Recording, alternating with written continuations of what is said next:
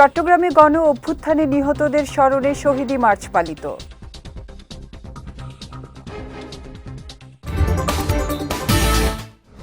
এবং যত বেশি সমালোচনা থাকবে তত বেশি শেখা যাবে, মন্তব্য নবাগত পুলিশ সুপারের।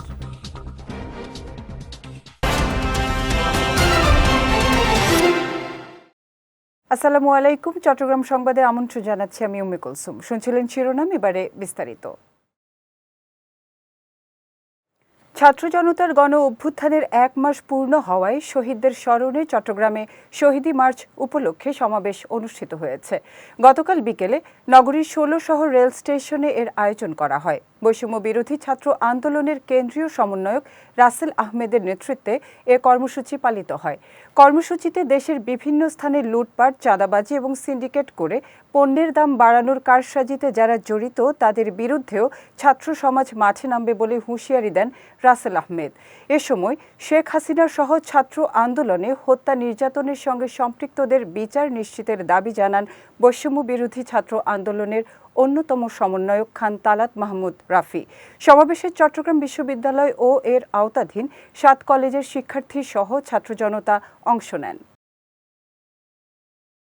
যত বেশি ইতিবাচক সমালোচনা থাকবে তত বেশি শেখা যাবে, এমনটাই মন্তব্য করেছেন চট্টগ্রামের নবাগত পুলিশ সুপার রায়হান উদ্দিন খান। গতকাল নগরীর 16 শহর 2 নম্বর গেট কার্যালয়ে গণমাধ্যম কর্মীদের সঙ্গে মতবিনিময় সভায় তিনি এ মন্তব্য করেন।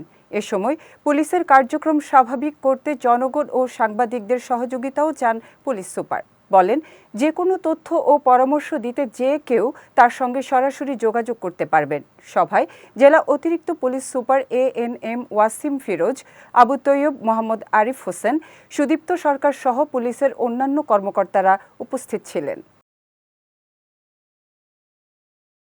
স্বৈরাচার শেখ হাসিনা বিএনপির নেতাকর্মীদের বিরুদ্ধে মিথ্যা মামলা দিয়ে তাদের দেশের মাটিতে পা রাখতে দেয়নি বলে মন্তব্য করেছেন দলটির জাতীয় নির্বাহী কমিটির সদস্য মিজানুর রহমান ভূঁইয়া মিল্টন। গতকাল চট্টগ্রামের সন্দ্বীপ উপজেলা বিএনপির প্রধান কার্যালয়ের সামনে আয়োজিত পথসভায় প্রধান অতিথির বক্তব্যে তিনি এ মন্তব্য করেন। এ সময় সবাইকে ঐক্যবদ্ধ করে সন্দ্বীপ বিএনপিকে একটি শক্তিশালী প্ল্যাটফর্মে দাঁড় করানোর মাধ্যমে সমাজ থেকে সকল অনিয়ম ও দুর্নীতি দূর করার প্রত্যাশা ব্যক্ত করেন মিজানুর রহমান।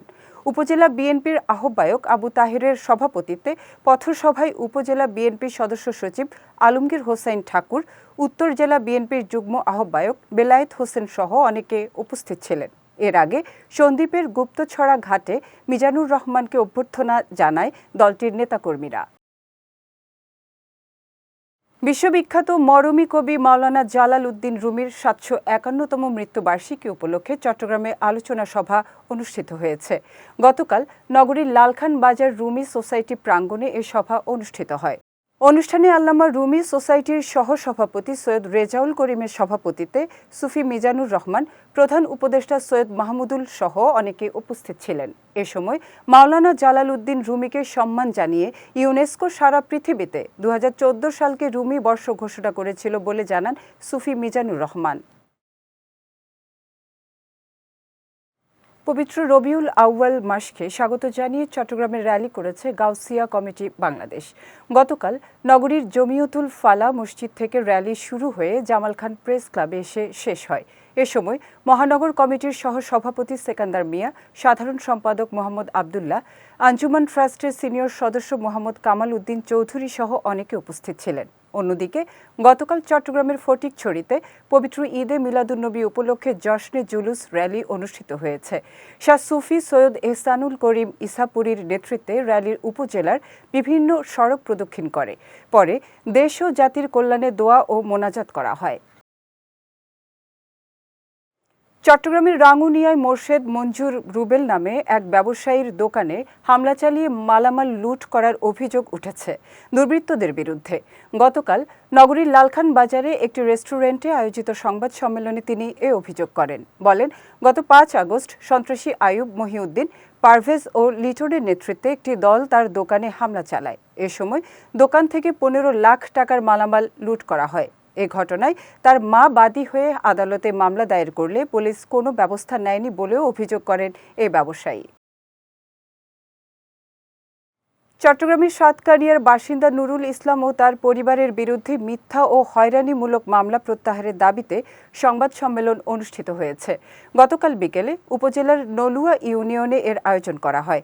সংবাদ সম্মেলনে লিখিত বক্তব্য পাঠ করেন ভুক্তভোগী পরিবারের সদস্য হাসিনা আক্তার। এ সময় তিনি অভিযোগ করে বলেন, নিজস্ব জায়গার উপর নির্মিত বসতঘরকে কেন্দ্র করে তাদের হয়রানি করার উদ্দেশ্যে মামলা দায়ের করে প্রতিপক্ষ। এ সময় হয়রানিমূলক মিথ্যা মামলাটি প্রত্যাহারের দাবি জানান তিনি। সম্মেলনে রোকেয়া বেগম, কেরামত আলী সহ অনেকে উপস্থিত ছিলেন। চট্টগ্রাম সংবাদ শেষ করার আগে শিরোনামগুলো দেখে নিচ্ছি আরও একবার।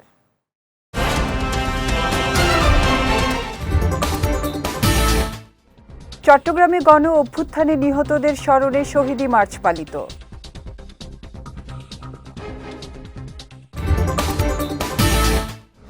এবং যত বেশি সমালোচনা থাকবে তত বেশি শেখা যাবে, মন্তব্য নবাগত পুলিশ সুপারের।